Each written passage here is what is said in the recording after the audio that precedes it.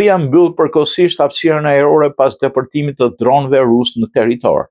Presidentja sulmi hapur. Moldavia, e cila ndal kufi toksor me Ukrainën, mbylli për një periudhë të shkurtër hapësirën e saj ajrore pas një tjetër depërtimi të dronëve në territorin e saj, njoftoi Ministria e Mbrojtjes. Presidentja moldave e dënoi incidentin duke cilësuar atë si një sulm të hapur të Rusisë kundër vendit fqinj.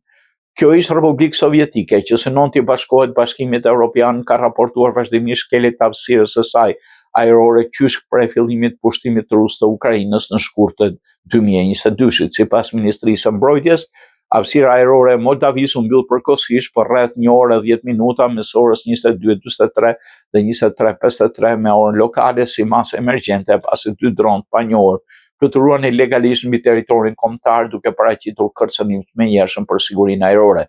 Ministria njoftoi se dronet e tipit Gerbera model rus nuk kapen nga radaret moldav, por hyrja e tyre konfirmua nga autoritetet kufitare ukrainase.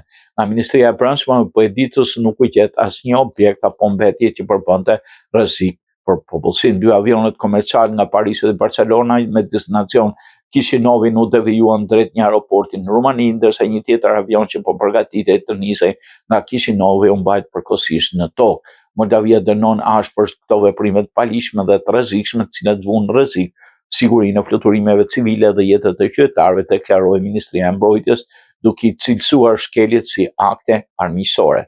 Gjatë rrugës për të vrarë civil, dronët rusë kanë shkelur sërish të hapësirën ajrore të Moldavisë. Ne i dënojmë këto sulme dhe qëndrojmë në krah të Ukrainës.